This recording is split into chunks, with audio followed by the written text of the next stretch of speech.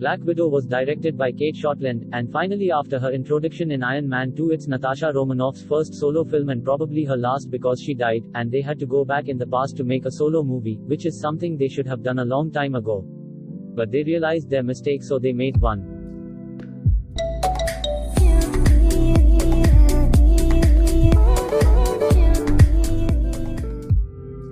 This film follows Natasha Romanoff as she meets up with some of her former associates, and decides to go down a dark path of revenge for someone responsible for her trauma. Here we have another film that was severely impacted by the global pandemic, pushed back multiple times, and finally it's coming out. It is available on Disney Plus with their premium subscription or whatever it is, and also in theaters. I've wanted to see a Black Widow movie ever since first seeing her in Iron Man 2, and I was surprised how long it took to get a Black Widow film because it just seems so easy. I mean, she's a spy with incredible skills and that would just be really great for making a movie. I don't know why it took so long, but some people are saying that it wasn't until the success of Wonder Woman that Marvel thought this was possible. But nevertheless we finally got one and I was very looking forward to seeing it. I've loved her contribution to the MCU over the years. But unfortunately, Black Widow doesn't really feel like a film that exists because it was a necessary story in the context of the MCU. It feels more like a film that exists because fans have been clamoring for it for a very long time and Marvel now has an opportunity to do it, while also tying it into future MCU projects. It does a good job at making you latch on to this family of spies. The things that I enjoyed in this movie are the things that I generally enjoy in the MCU movies. It's reliable and that way it has all the action scenes and the CGI action scenes, the set pieces, all the excitement that you would expect from a big blockbuster movie coming from the biggest studio on earth. Natasha is an awesome character with an extremely interesting backstory, and while the film certainly deals with that backstory, it does so in a way that I found incredibly boring. Unfortunately, the film has a tough time justifying its existence. The movie takes about 40 to 45 minutes to really reveal what it's actually about. For the first half there is a lot of setup going on and Natasha is just there hiding from everyone. The movie also does that thing that frustrates me about MCU movies in general, is the fact that they always deflect with jokes. Jokes are great, humor is fine and can actually add to the experience of enjoyment.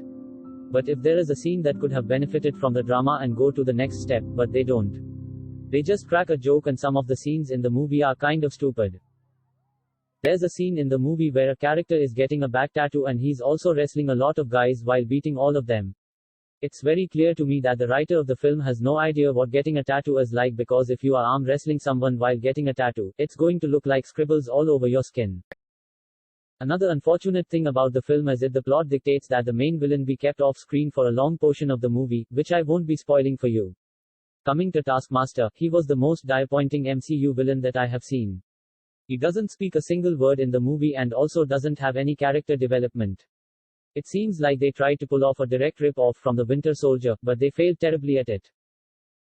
Taskmaster is in the film probably to be sort of a sub-villain along the way, and so the film didn't really have much of an antagonist going forward. What is better about the film though is the human stuff, especially Florence and her relationship with Scarlett Johansson in the film. They both work very well together and the human side of the movie is much more real and feels good. There's also a few excellent scenes in the film. Florence is easily the best part of the movie. She is wonderful and it is very clear that they want to do more with that character, and they should because she's excellent. She has probably all the best scenes in the movie, especially one early on in a convenience store with Natasha. This movie could have been great, it could have been so much better than it is. But they just kind of made a movie that feels like a placeholder for other things in the future. David Harbour and Rachel are also pretty good in the film. Harbour in particular is very funny in the movie. The comedy as usual with the MCU works pretty well, but the story, the impact that it could potentially have on a person is so little. So that was the video guys. Like, share and comment below about how you feel about it. If you are new here then subscribe to our channel for weekly new content.